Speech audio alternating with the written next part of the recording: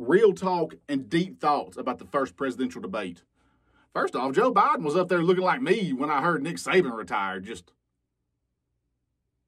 And then Trump was up there saying things like, there's Hondurans coming here illegally and Democrats are giving them stethoscopes so they can pose as doctors and give women post-birth abortions. And Jake Tapper's all like, thank you, Mr. President.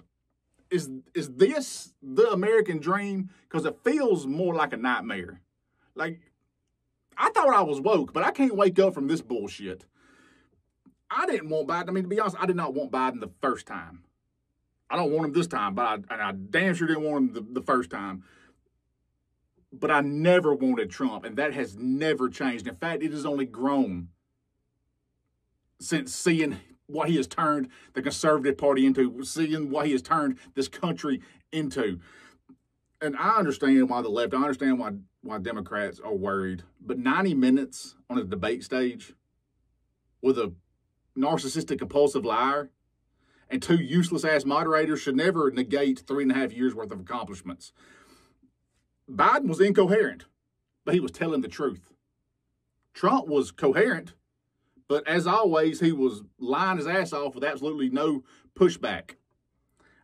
And I don't want to vote for anybody that is older than the fucking interstate system, but here we are. So I will not be voting for Joe Biden. But I will be voting for the party that does not see my daughter as nothing more than breeding stock. The party who wants to force rape 13-year-olds to give birth.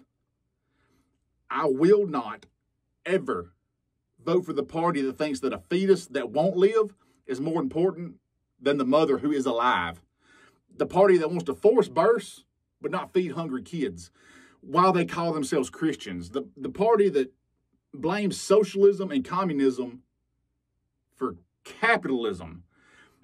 The party that overlooks the plethora of Christians who harm kids and still say that it's just the LGBTQI plus community that is a danger to children.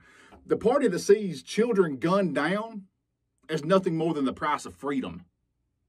The party that gripes about poor people getting handouts while gleefully giving handouts to billionaires and corporations. None of our problems, nobody's problems, is because there are people on welfare. The ones who complain about a lifestyle being forced upon them while trying to force Christian nationalism on everyone. I'm not voting for a president. I'm voting for an administration. And I know one administration will be full of competent people who can lead. And the other administration will be full of sycophants on some made-up revenge tour.